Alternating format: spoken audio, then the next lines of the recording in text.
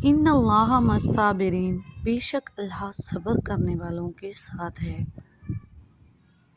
بے صبری اچھی چیز نہیں ہے۔ صبر میں ڈھلی خاموشی میں بڑی پکار ہے، اس کا جواب رب دیتا ہے مگر اپنے وقت پر۔ تو پریشان نہیں ہونا، انشاءاللہ اللہ نوازے گا۔ ایک دن تم مسکراؤ گے اور کہو گے یا اللہ یہی وہ چیز تھی جس کے لیے میں دعا کرتی تھی اور آپ نے مجھے نواز دی، اور شکر ادا کریں گے۔ اللہ جانتا ہے کہ تم انتظار کر رہے ہو، وہ بہت جلد تمہارے انتظار کو ان کے معجزوں میں بدل دے گا انشاءاللہ۔ جب کچھ نظر نہ آئے تب بھی اللہ پر توکل کر کے چلتے رہنا، عنقریب وہ دروازہ کھولے گا جس کی وسعت آپ کو حیران کر دے گی۔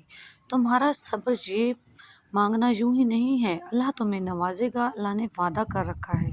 یہ آزمائش تمہارے صبر کا امتحان ہے، اور اس امتحان کا انعام وہ اپنے دعاؤں میں مانگ رہے ہو وہ تمہیں ضرور دے گا انشاءاللہ۔ اللہ کی خاطر صبر جو رب 1 ماہ صبر کرنے پر انعام میں عید کی خوشی سے نوازتا ہے، وہ تمہارا سالوں کیا گیا صبر کیسے رائے گاں جانے دے سکتا ہے۔ صبر کر لو یہ سوچ کے جو ہو رہا ہے اس میں اللہ کی مصلحت اور تمہاری بہتری ہوگی۔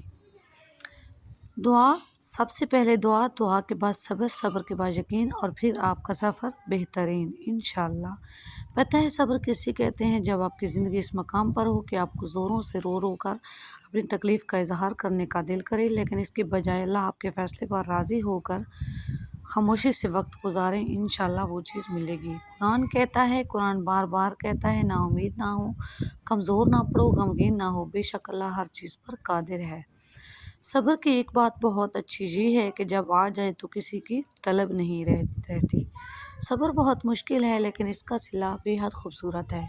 ابھی نہ صحیح مگر تمہاری دعاؤں کا جواب بھی آئے گا، ان سے خالی نہیں جائے گا۔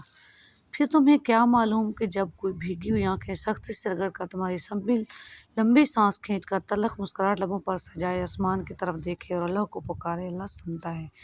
رسول صلی اللہ علیہ وسلم نے ارشاد فرمایا، سورۃ بقرہ